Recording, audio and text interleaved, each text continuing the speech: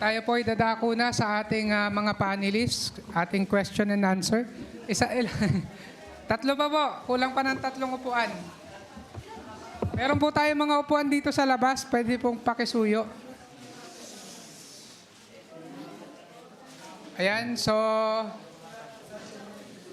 Apo. So, kada panelist po natin, isang panelist, isang question po. So, meron po tayong 4 na couple, no, na panelist. And then, kada couple, meron po silang 5 minutes para sumagot, no? 5 minutes lang. So, tinatawagan ko po yung ating mga couple of panelists. Pastor Mario Artajo at yung kanya pong wife.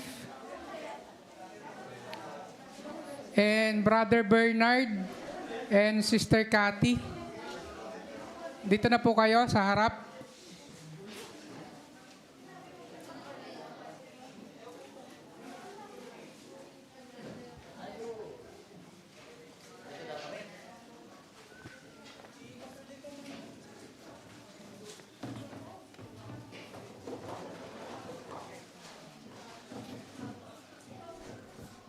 So, sige po.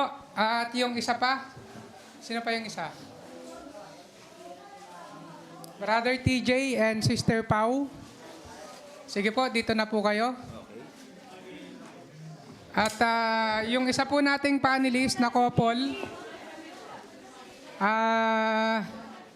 wala po sila dito ngayon, pero pwede bang ilan na natin dito sa Zoom? So, mga kapatiran po natin o dati po nating kasama na kasalukuyan, sila po ay nasa Vietnam at doon po sila naglilingkod, nagpapagamit sa gawain ng Diyos. Ayan po si Brother Jaire and yung kanya pong wife, si Sister Abby. No? Yan po yung kanilang baby, ano po? Si Baby Hezekiah. Yan. So, Brother Ryan, paano po yung ating question and answer?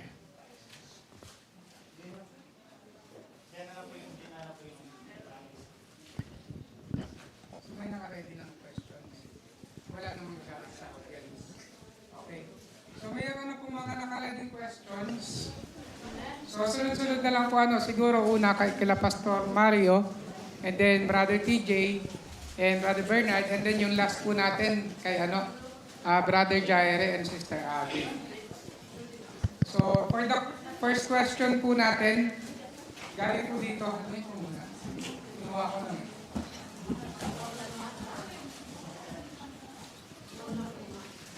So, ito po, first question para kay Pastor Mario and wife. Can you share a moment when you had to choose between personal comfort and serving God as a couple?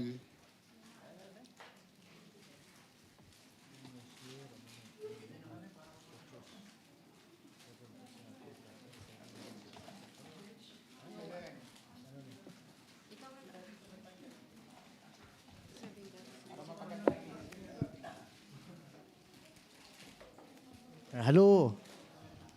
Okay, good evening. So, the question here is, can you share a moment when you had to choose between personal comfort and serving God as a couple? So, bilang YP o young professionals, the day will come na meron kayong mapusuan or the day will come na kayo ay manging couple din. So, kapag kayo ay manging couple or manging mag-asawa na kayo, meron na yung pagkakaiba sa inyong lifestyle or pamumuhay. So, diyan mo na makilala kung sino yung kasama mo at doon mo na yun makikita din yung at sa yung pagsasama ninyo ay hindi yan nasabi na nasa comfort zone kayo palagi. So bilang Kristiyano, ang maganda talaga na pareho kayong lumapit sa Panginoon or i-priority yung pag-serve sa Panginoon na kung ano man ang mangyayari o ano ang hinaharap o harapin ninyo sa buhay o ano yung mapagdaanan, isa sa mga tandaan, huwag lumayo at huwag kalimutan ang Panginoon. So isa yun sa mga comfort at ang isa sa pamagitan dyan, yung prayer, dahil wala naman tayong ibang paraan. So para sa aming mag-asawa, ay dumating din sa amin yung mga pangailangan, dumating din sa amin yung mga kabiguan, yung mga kabigatan. Pero ang isa sa mga priority namin yung pag-serve sa Panginoon. At ganon din po sa inyo. I know na ang Panginoon mayroong plano sa inyong buhay. Kung saan man kayo dalhin ng Panginoon, kung ano man ang marating ninyo sa buhay, itong tandaan na ninyo na ang pinakamahalaga yung pag-serve sa Panginoon. So doon ka kumukuha ng lakas at comfort sa inyong spiritual life. So sa imo Ang sa akin naman po ay to choose between personal comfort. Actually, we are in the world, right? Nasa mundo tayo ngayon. Talaga ang comfort natin sa mundo, di ba? Nasa comfort natin sa mundo, no? Rather than to serve the Lord. Kasi mas maganda ngayon nakatulog tayo nakapagpahinga tayo, di ba? So, either we will serve the world or the Lord. So, we will choose. Better we'll choose to serve the Lord. Kasi there is joy in serving Jesus. May joy talaga ang pag-serve sa Panginoon. So, we will choose to serve the Lord than the world. Kasi doon yung comfort natin di ba? So, yun lang. Thank you.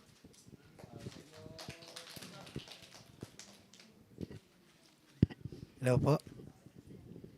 Hello. Yan. So, yung sa amin naman po ay, ang hirap naman ng tanong. Wala ba yung mabubunod dyan? Hindi kung pa-mention yung questions. Sige po, yung tanong po na napunta sa amin, looking back, what closed door or disappointment now makes sense as a part of God's purpose? Di ba ang hirap? Pambira. Hindi, yung po Hindi, sa amin po bilang kami kasi pa lang po, almost mag-1 year pa lang kaming married po. So dito lang din kami kinasal sa UAE. Pero yung amin pong relationship is yung alam ng yung alam. Hindi, pero po yung kami po nag-start kami almost 13 years na. So 13 years. So lang ako noon. 18 years old lang ako noon. So yan bilangin nyo na lang ko ilan. Pero ang siguro pong naiisip ko dito kasi sabi rito looking back, what closed door or disappointment now makes sense as a part of God's purpose? So paano po ba yung point of view nito? Couple ba to o personal? Couple? Personal po.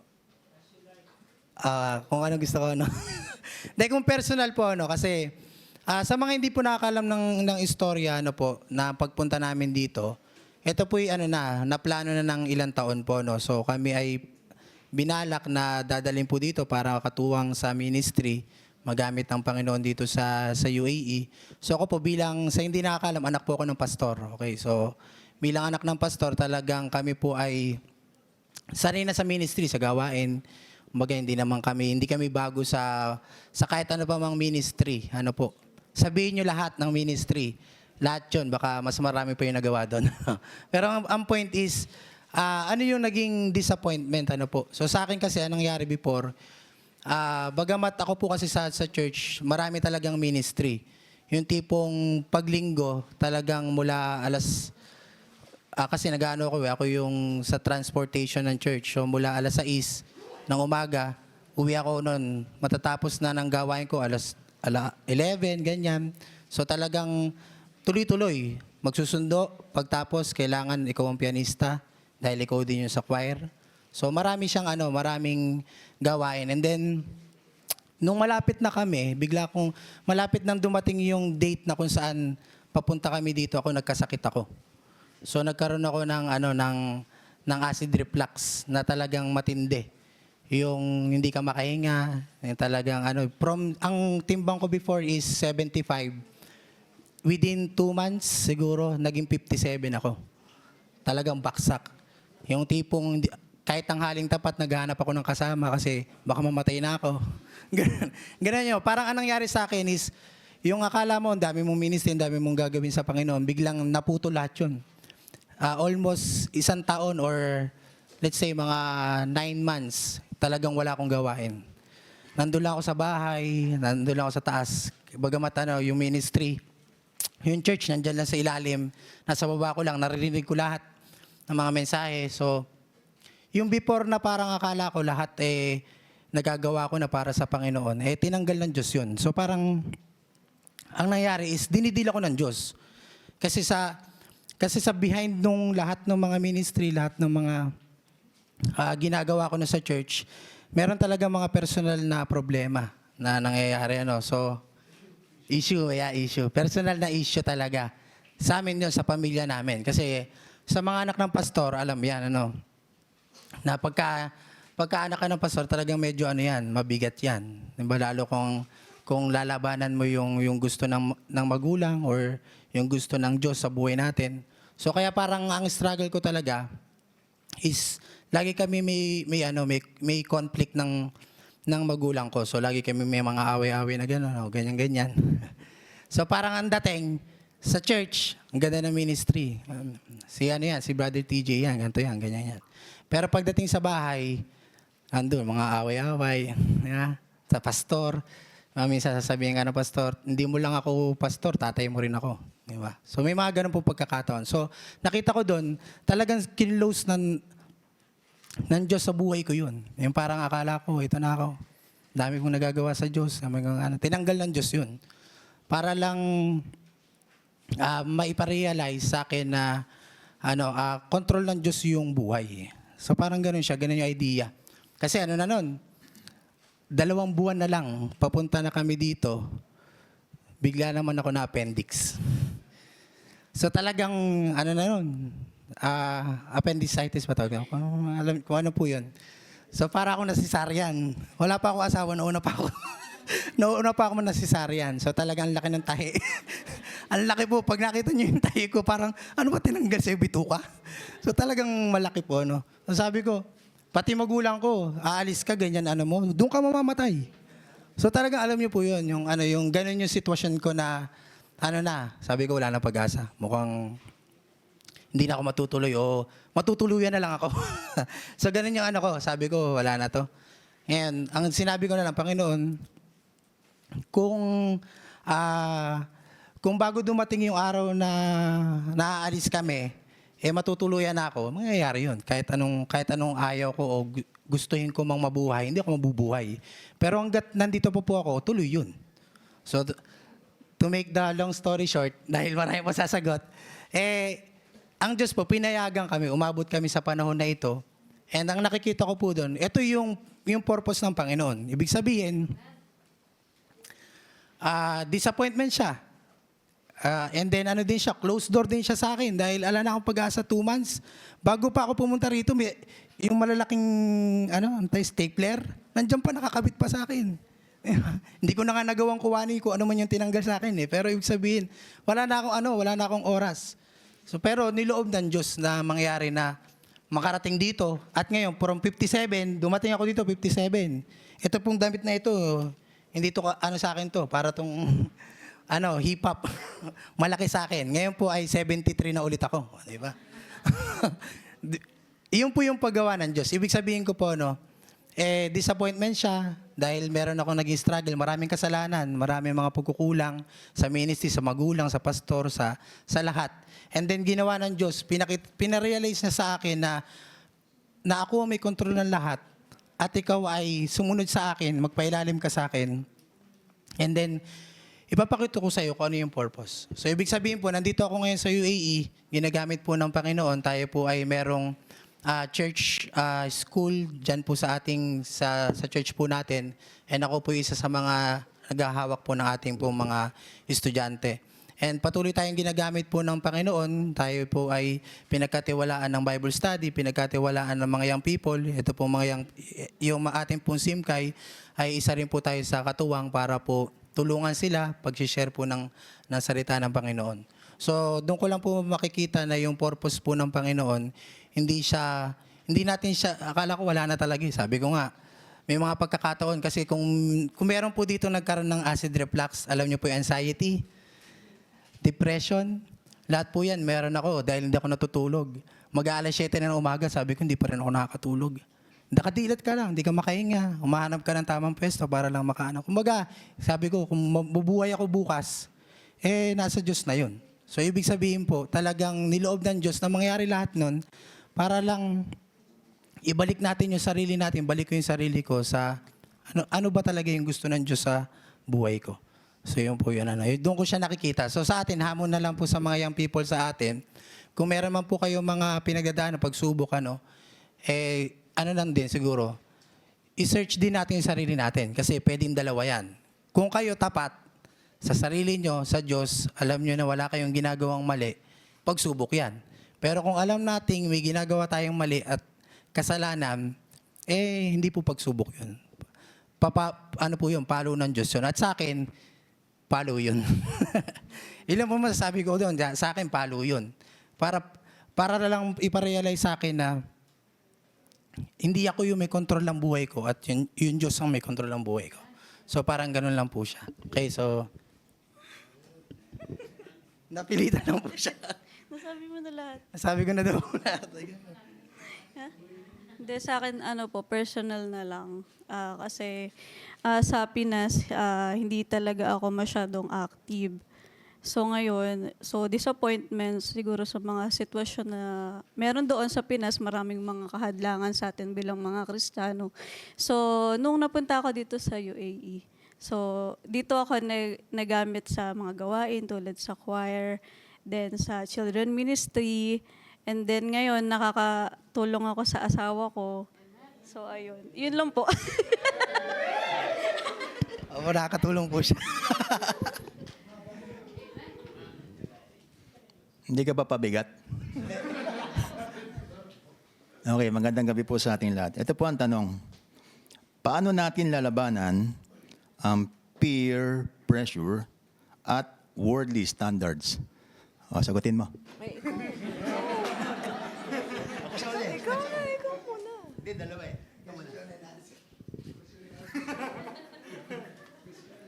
Nakakainis naman. Paano natin lalabanan ng peer pressure at worldly standards? So, magandang gabi po sa inyong lahat. So, bali peer pressures. Lahat naman siguro tayong kayo, especially, mga young people or bachelors, pati kami, pinagdadaanan talaga tong peer pressure na to. Kasi, mga dikta ba ng influence ng mga kaibigan, barkada sa school or sa work. Lahat tayo naapektuhan nung tinatawag na peer pressure. Ang tanong lang naman is paano natin lalabanan. So siguro, ang advantage lang natin na mga nakakilala at tumanggap sa Panginoon is alam natin kung ano yung dapat na gawin natin. Pag nararamdaman na natin na, teka lang, parang nalilihis ako dun sa tamang path na dapat kong puntahan. Ito ba yung gusto sa akin mangyari ng Panginoon?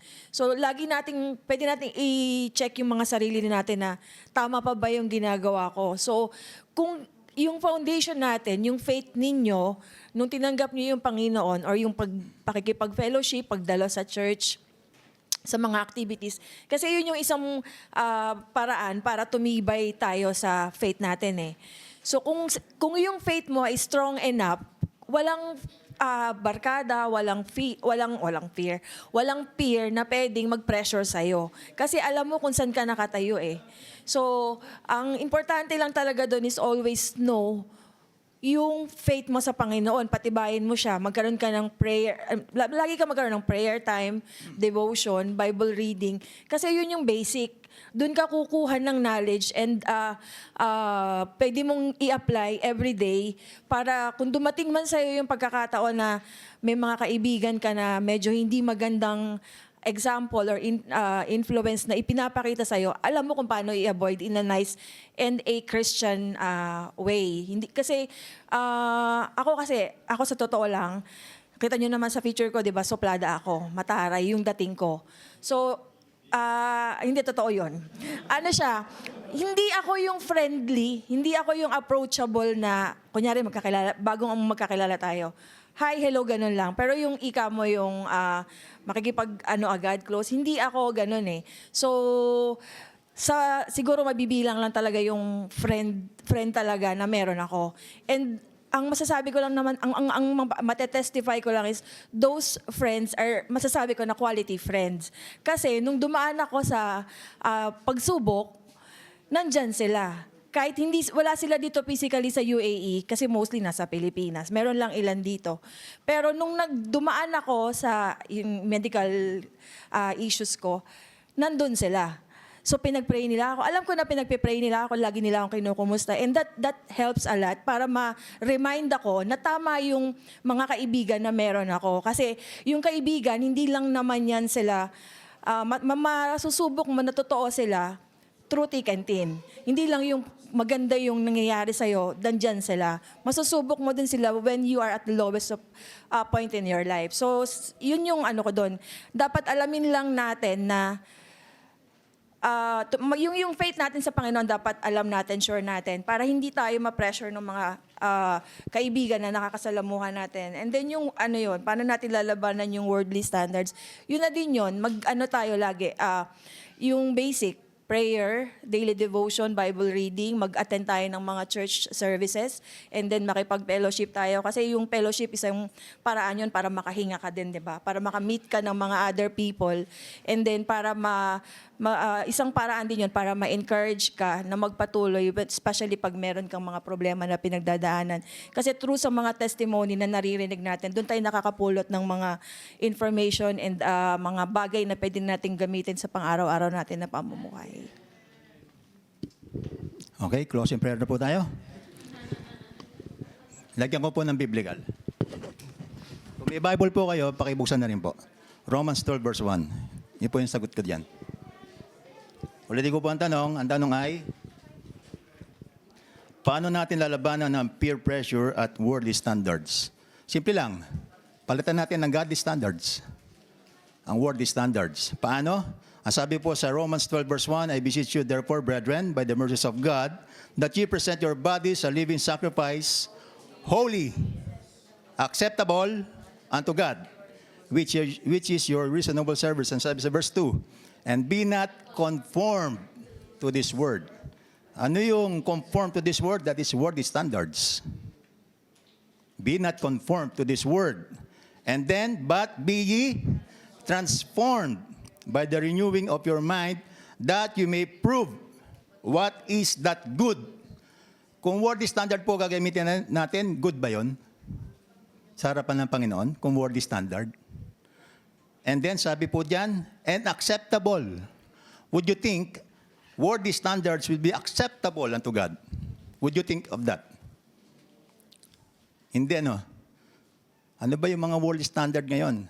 Nandyan yung barkada. Nandyan yung kanina sa preaching ko doon sa Dubai, sa Alriga. Nandyan yung mga Facebook po natin. Yung matutulog ka na lang, magpe-pray ka na lang, Facebook muna. That is worldly standard. Tama? Lahat po kayo may Facebook? Instagram? Instagrammable? Lahat tayo may ganyan eh. Nababago po ang panahon. Ngayon sa panahon na to, dati naman walang Facebook eh. Dati rin walang Netflix. Dati rin walang mga game. Habang tuturo yata si Pastor Jack dito, may nag-game.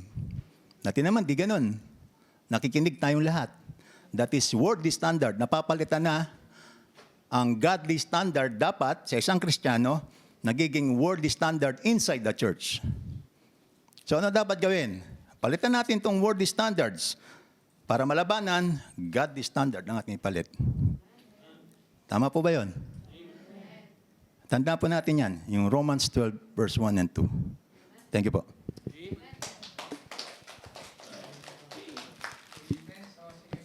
Kapatiran natin sa Vietnam, Brother Jaire and Sister Abby. Hello po, magandang hapon sa inyong lahat. Yung question po na napunta sa amin is what are youth or would say bachelor slowly replacing God with today without realizing it? So, sagutin mo na ni Mrs. and then sagutin ko din after. Okay, so I would like to, ano po muna na yung God, ano po ba yung role dapat ng Panginoon sa buhay natin? Diba? Panginoon po dapat, Pakasabos. yung Panginoon po natin dapat is yung first, siya po yung priority. Actually, ang naging, na-discuss po namin ito ni Jai, even before when we got married, is no, Christ should be our all in all. And to sabi na first or second siya is would be putting him in a category of of other things. So he should be an all in all sa lahat ng ginagawa natin. And again with the question, what are they slowly replacing God with today without realizing it? Actually, of course, maraming pwedeng sabihin na baka internet, Facebook, or scrolling, reels, or whatever. But why we do these things is to gratify self. So, akala natin tapos na yung idolatry nung unang panahon, di ba? May mga ibang may idolatry, they serve Baal and other gods. But today, there's still idolatry. We gratify ourselves. We prioritize yung sarili natin instead of yung Panginoon. And going back to the sa Deuteronomy 6:4 and 5, Hear, O Israel, the Lord thy God is one Lord, and thou shalt love the Lord thy God with all thy heart, with all thy soul, and with all thy might. We probably don't realize it, what we give more time and value to, what occupies our mind most of the time, what occupies our desires and thoughts, and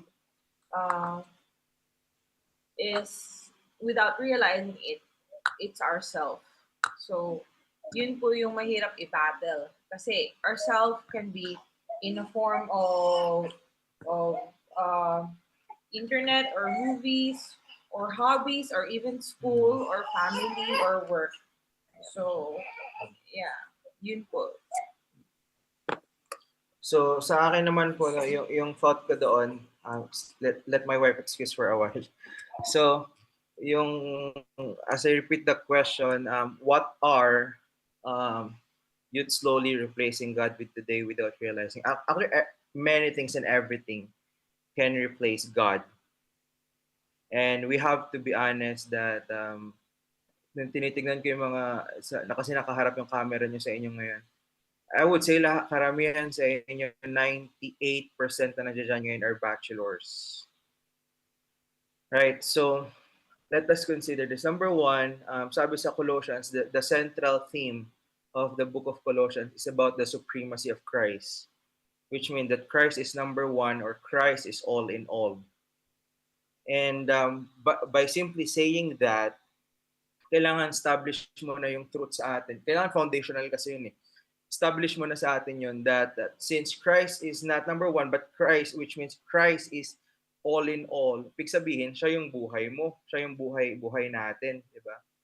And to further or practically answer pa yung question natin, ano ba yung mga bagay na hindi natin nare-realize, no, na little by little na nagre-replace ng Panginoon sa buhay natin. Let us be honest, no, as a bachelor, iba sa inyo, kayong mga bachelors, and karamihan sa inyo na nagtatrabaho, mabigat talagang kalaban yung trabaho pagdating sa ganyang sitwasyon. Kasi ang katotohanan diyan, hindi lang kayo basta nagtatrabaho. Diyan iba, Kristiyano din kayo, syempre, una-una 'yon, no? Kristiyano kayo.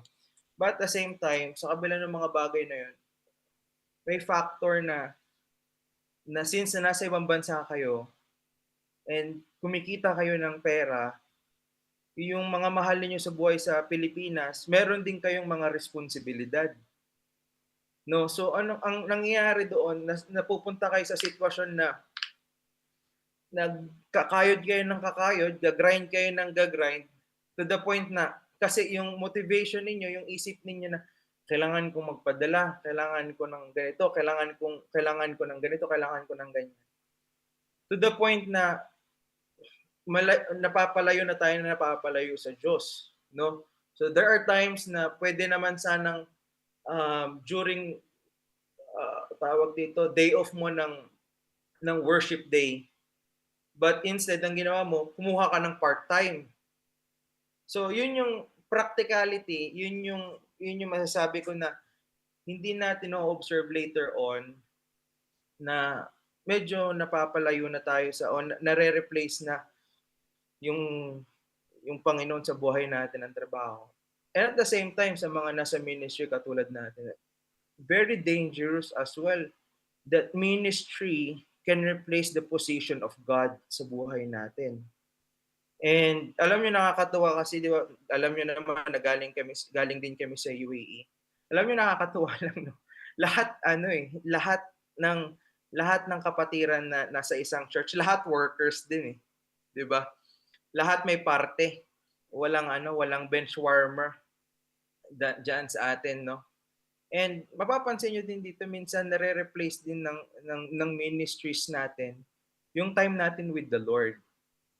And masasabi ko, lahat naman tayo guilty dito. There are times, and we have to be honest, that there are times, ma-attend tayo ng choir, ma-attend tayo ng mga soul winning, ma-attend tayo ng mga Bible studies. Naka-prepare yung lesson natin na pangturo, pero hindi natin pinapakain yung sarili natin ng personal. What do I mean by that? Prayer time and personal Bible reading. Kasi ang nasa isip natin, I have to minister, I have to do this, I have to do that. So kung papansinin ninyo later on, kahit ministry pala pwedeng ma-replace, pwedeng maging replacement ng Panginoon pwedeng, I would say, mas maging matimbang yung ministry kaysa sa Panginoon. So I think yung pinakasagot doon or yung antidote doon sa para hindi ma-replace yung Panginoon sa buhay natin. Number one, katulad ng sinasabi sa Colossians, yung central theme niya is that yung Panginoon, siya yung siya yung buhay natin. And kapag yun yung nasa isip natin, yun yung nasa sa puso natin na Panginoon yung buhay natin, number one siya, Panginoon yung buhay natin. I'd say meron tayong strong conviction, meron tayong strong viewpoint na hindi pwedeng mapalitan yung Panginoon sa buhay natin. Kahit gaano ka-busy yung situation natin. And as an encouragement as well sa mga nagtatrabaho and sa mga nandiyan sa UAE, alam ko po na mahirap kasi there are times patong-patong yan, may peer pressure kayo, isigawan kayo ng boss ninyo. May times na kahit nakauwi na kayo, hinahanap pa din kayo ng trabaho. And kumbaga parang ito yung discipline ninyo, sa Bible reading ninyo, ito yung discipline ninyo na magpipray kayo. Biglang tatawag, oy, ganito, kailangan ng ganyan, especially sa mga nagtatrabaho sa sales. Biglang magugulantang ka agad kayo na, paano na yun? Kasi ito na yung time ko. So, I would say that we need more God's grace to endure and to overcome. And I would say also that we are so proud of you that despite of the situation na nagtatrabaho kayo, still you prioritize serving the Lord kahit na hirap yung schedules ninyo. And some of you, isa lang yung day off, iba sa inyo, alam ko wala pang tulog. But you still choose to come and to serve the Lord. And I hope may the Lord bless you and may the Lord be magnified sa mga personal life ninyo and public life ninyo. May God bless you all. Amen. So, na-bless po ba ang bawat isa? Amen. So, sige po, tawagin ko po yung mga coordinators para to present yung ating token. and yung ating mga certificate.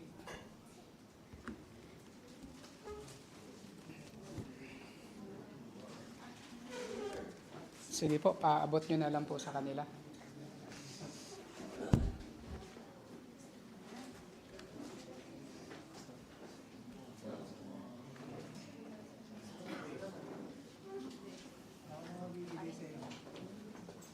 Sige po, makisuyo na lang po. Okay. So hindi ko na po babasahin just for the sake to save time po. No? Pakiabot na po sa kanila din yung certificate. Yung kila ano po, Sister Cathy and Brother Bernard. So yung sa kanila po ay kilala Brother Marco. Yung sa certificate. Pero yung gift sa kanila na po yan. Ano lang, dahil representative sila, sila muna hahawak. And then tawagin ko din po si Pastor Jake and Sister Virgie din po.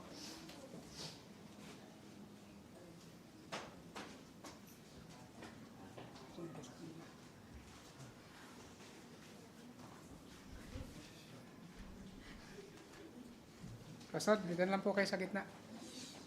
Ito po, kasama po kayo. Tara, dito po kayo. Jo, Kiana.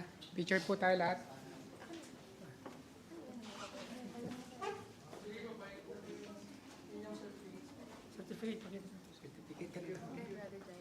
Ito po kila Brother Jaire and Sister Abby.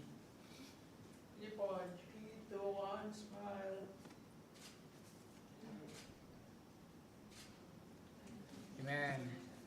So, sige po. Salamat po.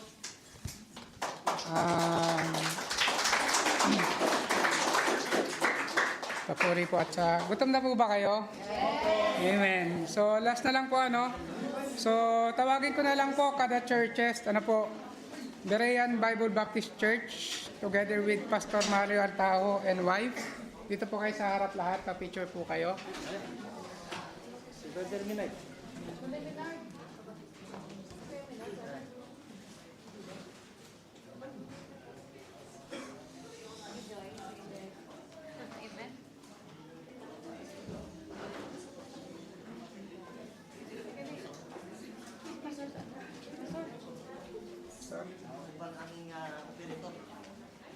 Yung ating pong cameraman, nasa lang po. Kasi Pastor Jake. Pastor Jake, sama namin. Pastor Jake po, request po. Sama daw po. Pastor Jake, saka si... Hawakan mo, Pastor. Parang kay Menard. Pastor Jake, saka si Sister Virgie, kasama na. Na. Sister Virgie daw po. Request. Si Sister Virgie. Baka manawa ka sa akin, Pastor. Walang sawa-sawa to. Na. Tara, Sister Virgie. Halika. Hindi lang yun dahil. Oh. Dito ka. Sige, sige. Hindi ka kita dyan. Joshua, Brother Joshua. Oh, parang din siya niya. Halika to. Halika to. Ang dami pa natin. Smile. 3, 2, 1. Smile. Okay. Thank you. Thank you very much. Thank you so much, Pastor Diyan Jake. lang po kayo. Ay. Ano po, Rock Baptist Church, meron po ba? Diyan na daw kayo, diyan na kayo. Stevie kayo. Oh. Kayo yung... Kami ang star. Mabilisan na lang. Wag. Shalom Bible Baptist Church, meron po ba? Wala po. Freedom Baptist Church. Sige po, dito po. FBC yan. Si Ikaw lang po. kasama niya siya. Dito po sa... Dito para makita. Para makita yung... Yeah. Dito kayo. Oh, ano yan? Sige po, 3, 2, 1, smile. Amen. First Bethany Baptist Church.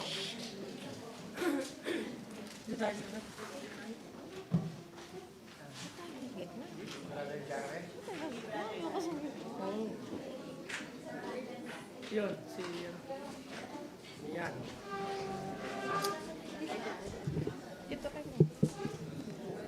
Ano tayo mag-pray sa lakas mamaya? Oo. 3, 2, 1.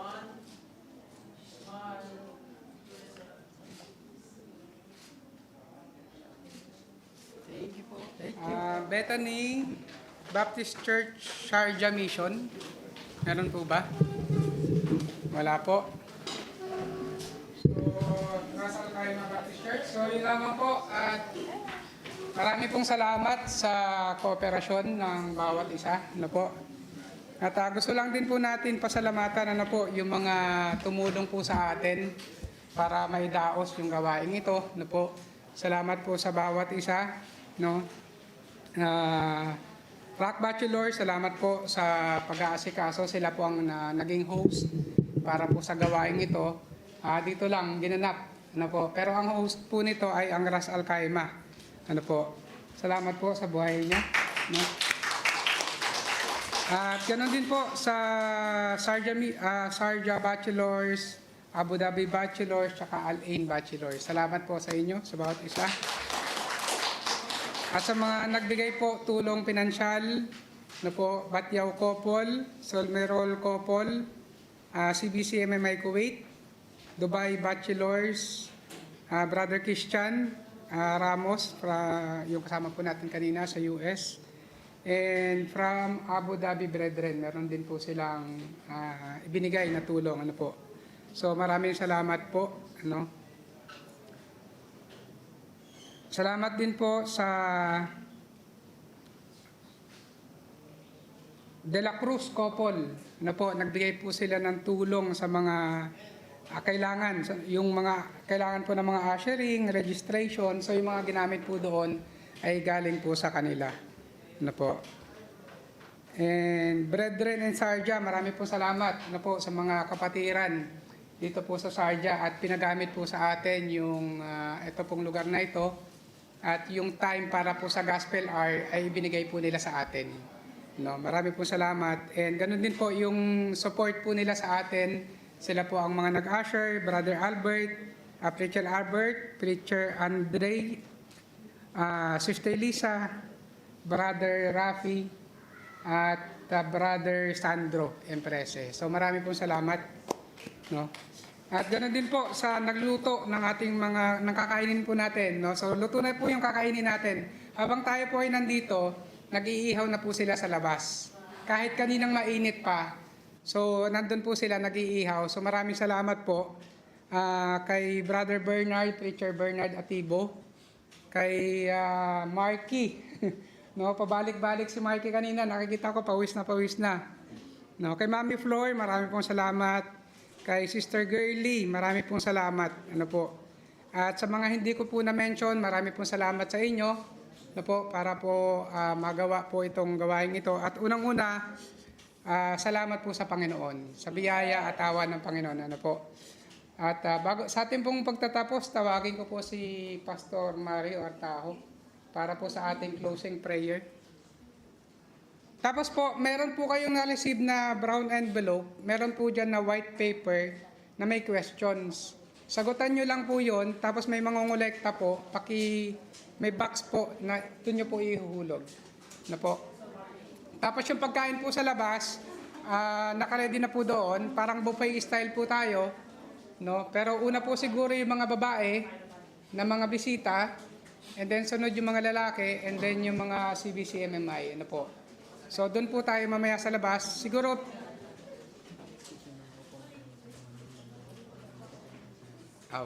so yung mga men po, malakas po ba kayo? Malakas kayo, strong kayo? Mga men? Ay, isa lang yata yung men Isa lang yung men. So pasuyo na lang po sa mga kalalakihan. Dalhin po natin mamaya yung upuan sa labas.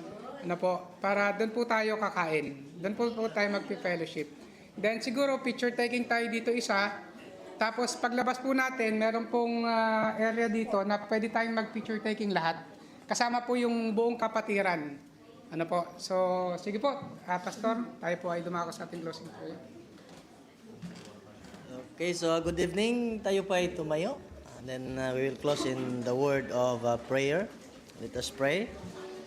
Dakila naming Diyos na makapangyarihan sa lahat, in the name of Jesus Christ, with the power of God, the Holy Spirit. Panginoon, maraming salamat sa malaking pagkakataon na binigay niyo po sa bawat isa sa amin na in behalf sa pagod, galing sa trabaho o galing sa aming mga worship service. Salamat po sa extra na lakas na binigay niyo po sa amin at sa church na ito, Panginoon, na nanging daluyan upang makapag-fellowship at kita-kitang muli ang mga young professionals, Panginoon. I'm praying na gamitin niyo po itong gawaing ito na sila po ay lumago at pagdating po sa kanilang mga churches, sila po ay mas lalo pang magamit at mag-desire, Panginoon, na mag-involve po sa inyong mga gawain. Huwag niyo pong hayaan ang mga young people ito, Panginoon, na lumayo po sa inyo dahil po sa mga kabigatan o mga pagsubok, kundi patuloy niyo pong palakasin ang kanilang paniniwala o kanilang buhay espiritual, Panginoon. Salamat po sa nag-prepare nito at sa nag-ayos sa gawaing ito, Panginoon. I'm praying na bigyan niyo pa sila ng kaalaman, knowledge, and wisdom upang mapatuloy ang gawaing ito, Panginoon, to reach out more young professionals for your honor and glory. And Panginoon, salamat din po sa pagkain na kanila pong nahanda. I'm praying na patuloy niyo pong ibalik ang kanilang mga pangailangang material o physical, Panginoon. At i-bless niyo po ang pagkain ito na magbigay po ng kalakasan sa bawat isa sa amin upang ang aming physical ay maging instrument at magagamit sa inyo pong mga gawain, Panginoon, na kami po ay maghiwalay sa lugar na ito pero ang blessings ay manatili sa aming puso at isipan, Panginoon. Ito pong aming dalangin sa pangalan ni Jesus. Amen. Salamat at magandang gabi. Amen. Sige po, upo na lang po kayo. Dito na lang po magpipicture. Pag ganun na lang po. So, pasok po yung lahat ng mga youth and bachelors. And then, after po ng picture, labas po tayo, dalhin yung mga upuan. Isa pong picture, lahat-lahat na po dito sa may, ano bang tawag dito? Terrace. Front yard. Front yard. So, sige po. Pasok po lahat.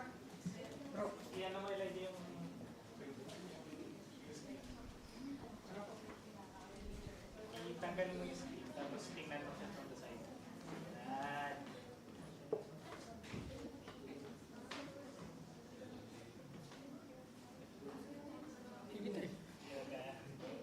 Doon na kayo sa ano? Doon kayo.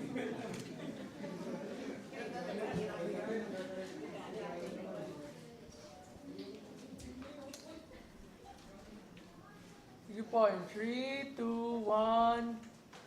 Smile. One more time. 3, 2, 1. Ikaw muna.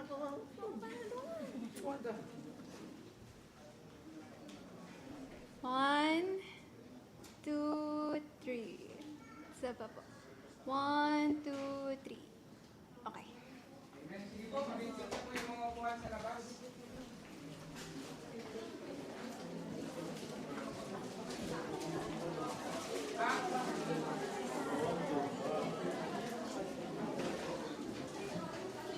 Makisuyo po sa labas. Pagkalabas po natin, pwede po tayong magkwentuhan, mag-usap, pero wag pong masyadong maingay. Ano po? Wala pong sigawan. Ano po? Yan. O sige po. Ano pa? Tayo.